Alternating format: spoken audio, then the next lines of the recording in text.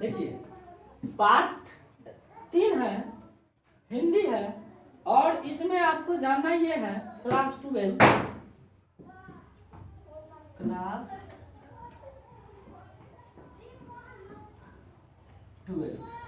इसमें जानना ये है कि पार्ट 3 में संपूर्ण क्रांति दिया गया है। संपूर्ण माने सभ्य क्रांति, और सभी क्रांति में सभी क्रांति के जो लेखक है ये हमारे जयप्रकाश नारायण जी जो है, जयप्रकाश नारायण है।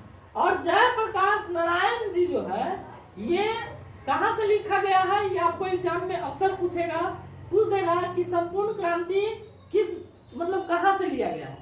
तो संपूर्ण क्रांति जो है भाषण से लिया गया है, याद रखिएगा। संपूर्ण क्रांति जो है भाषण से लिया गया है, और ये भाषण याद रखिएगा जयप्रकाश नारायण जी दिए हैं। और इनका जो बचपन के नाम है वो बादल नाम है, याद रखिएगा। कहीं कहीं बाउल भी दे देता है, तो याद रखिएगा जयप्रकाश नारायण के बचपन के नाम जो है बादल नाम है। ठीक, यहाँ पर हम लिख दिए हैं बादल। और इसको लोग प्यार से जेपी भी कहकर बुलाता है।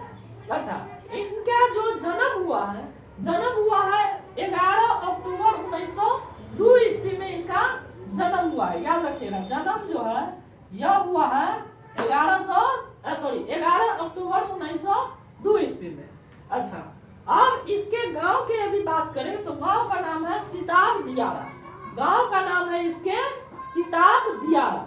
इसका जो प्राथमिक पढ़ाई लिखाई जो है वह अपने गांव से किए हुए हैं। और आपको हम बता दें ये ग्रेजुएट के पढ़ाई, ग्रेजुएट बोले तो बीए के पढ़ाई, यहाँ लिख दिए ग्रेजुएट बोले तो बीए के पढ़ाई।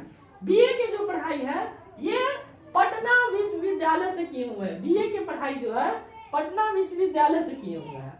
आगे बात आपको हम बता दें कि जयप्रकाश नारायण को लोग लोक नायक कहते थे, यानी जो भी लोग उनके आसपास में मिलते हैं वो सब उनको लोक नायक कहते हैं। लोक नायक इसलिए कहते हैं क्योंकि वे हमेशा कौन, यानी जयप्रकाश नारायण वे हमेशा क्या करते थे, देश हित में देश हित चाहते थे। यानी देश के लोग को चाहते थे कि सब लोग, हमारे देश के जो लोग है वो एक साथ रहे, और सबका जो है कि मत एक रहे, और सब आदमी जो है एक दूसरे से मिलकर काम करे। इसीलिए हमारे जयप्रकाश नारायण जी जो है छात्रों को, यानी विद्यार्थियों को राजनीतिक में भाग लेने के लिए कहते हैं।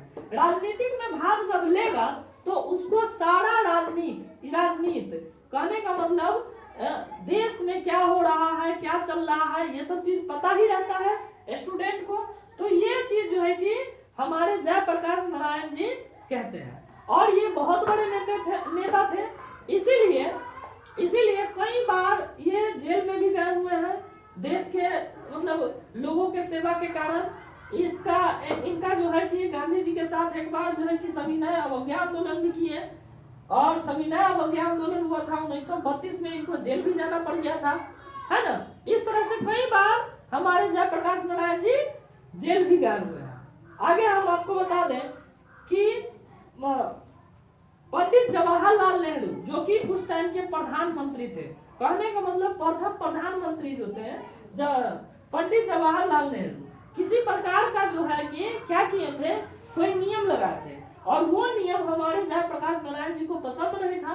इसीलिए ये हमेशा कहते हैं, क्या कहते हैं कि छात्रों को राजनीतिक में भाग लेना चाहिए, ताकि राजनीति के बारे में उसे पता हो, देश के बारे में क्या आ रहा है, क्या जा रहा है, क्या हो रहा है, वो सारा चीज पता हो।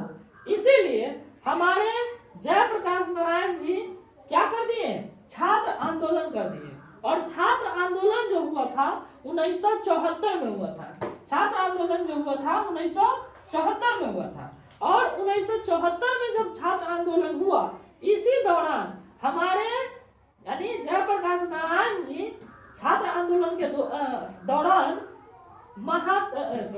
गांधी मैदान में, यानी पटना में बोले तो गांधी मैदान में बहुत लोगों का भीड़ लग गया। और उसमें ये हमारे यानी संपूर्ण क्रांति के भाषण दिए। कौन भाषण दिए?